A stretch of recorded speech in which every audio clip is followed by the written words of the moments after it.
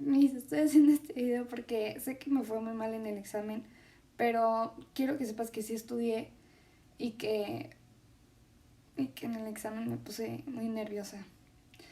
Pero, ok. ¿Qué es la historia? La historia es la ciencia que estudia la humanidad conforme, sí, conforme tiempo y espacio al hombre. Heródoto es el padre de la historia. Él creó la historia, fue el primero que lo hizo. Y, y ya, las etapas de la historia. En las etapas de la historia son 4. La edad antigua, la edad, la edad antigua, la media, la moderna y contemporánea. La edad antigua era el imperio romano, que marca la caída de su imperio, y fue del siglo 100, del siglo 500 a.C. al siglo 5 después de Cristo. Después viene la Edad Media, que es cuando la iglesia tenía poder, y eso es del siglo del siglo 5 al siglo 15. Y después la Edad Moderna es del siglo 15. Bueno, la Edad Moderna fue lo que pasó con Francia. Y es del siglo 15 al siglo 18. Y la edad contemporánea es ahora, que es del siglo 18 hasta hoy. Las fuentes de la historia son documentales tradicionales y materiales. Las documentales son libros, son periódicos, y las tradicionales son habladas, que pueden ser cuentos, canciones, poesías, y las materiales pueden ser monumentos, museos, todos esos lugares. La segunda unidad, la revolución industrial. La revolución industrial es el tránsito económico agrario que hace que en menos tiempo, las máquinas hacen que en menos tiempo haya más actividad, más producto. Y sus causas fueron que Inglaterra estaba creciendo tanto que necesitaban hacer más comida. Y de esa manera crearon las máquinas y se dieron cuenta que las máquinas podían sustituir la mano de obra y que era más rápido y más barato.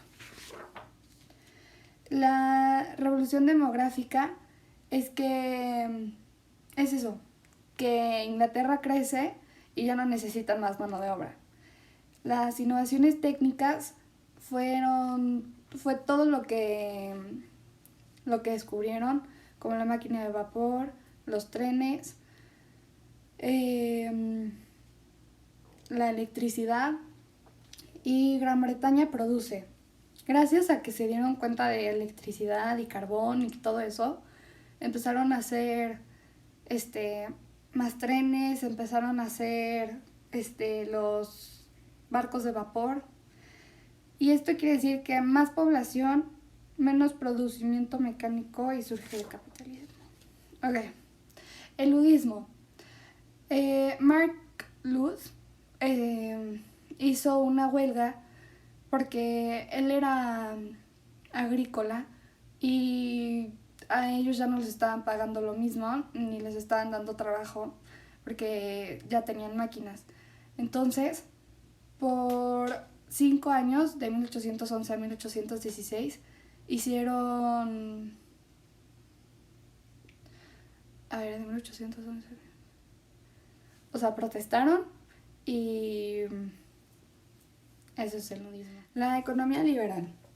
Fue Adam Smith el que inició lo de la economía liberal. Escribió un libro llamado Las riquezas de las naciones y él proponía que tenía que haber libertad y creación, Con libertad se refería a que los capitalistas podían decidir su precio y decidir sus normas. La productividad quería decir que tenía eficiencia de producción, o sea, que la gente sí trabajara y todo eso. Después, la mano invisible, que son las fuerzas en la economía, y la ley de oferta y demanda. Sus consecuencias de Stan Smith. Explotaron a los trabajadores, vivían en malas condiciones y sus causas fueron que era más tiempo del que debían de trabajar, la revolución demográfica y todas esas cosas. La Ilustración. La Ilustración fue un movimiento filosófico en Francia. Sus representantes fueron Rousseau, Montesquieu y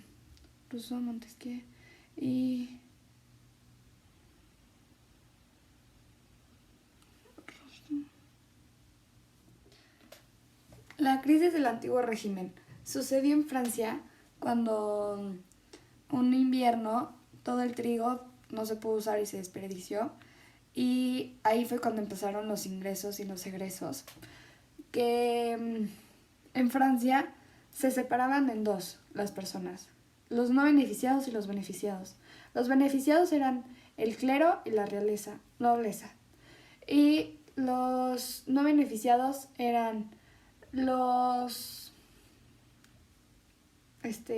trabajadores, los burgueses y todos ellos.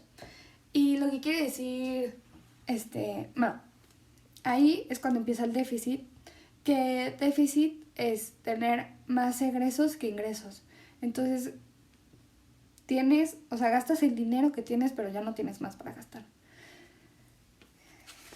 Y después, Napoleón. Napoleón gobernó en 1855 Napoleón.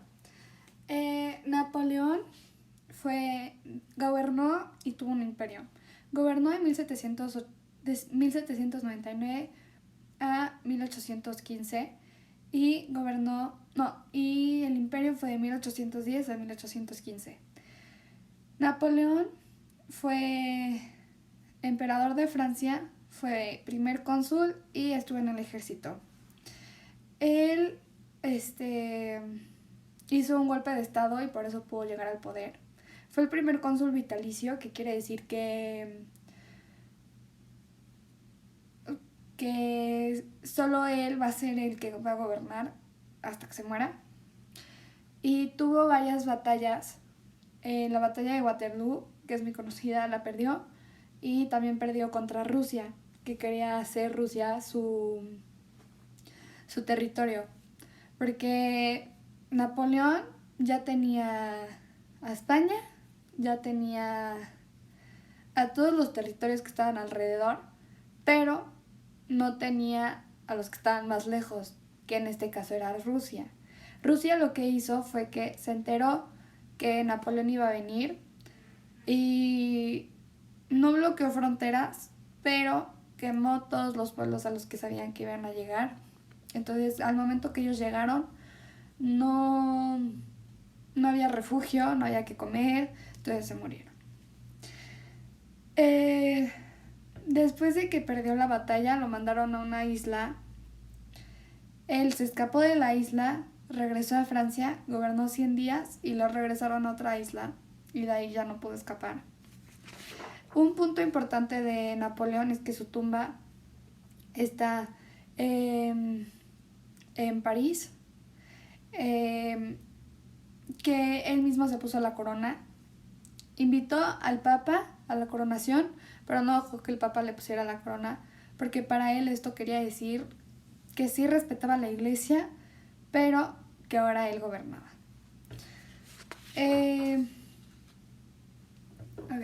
La Utopía es un libro de Tomás Moro que explica cómo un barco se pierde y llega a una isla perdida en donde todo lo que hay ahí es lo que se sueña que el mundo sea.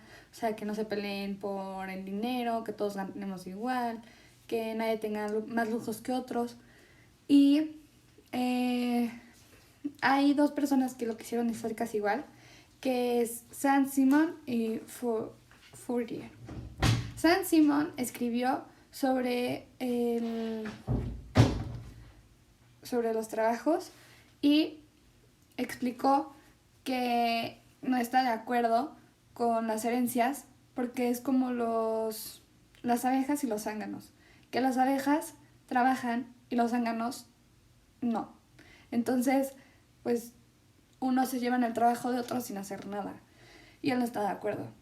Y después Fourier quiso hacer lo mismo de la utopía, lo quiso construir y creó The New Harmony, que eran 1600 personas que vivían ahí, trabajaban ahí, todas ganaban lo mismo. Era un área agrícola con normas y en Estados Unidos, en Illinois, y no sirvió. En Indiana. Después, la doctrina social de la Iglesia. Es el socialismo cristiano que lo escribió el Papa León de 1803 a 1903. Habla sobre el Rerum Novarum, que defiende los derechos de las personas, pero niega la existencia de las diferentes clases y no propone nada, solo critica y habla de lo que está pasando.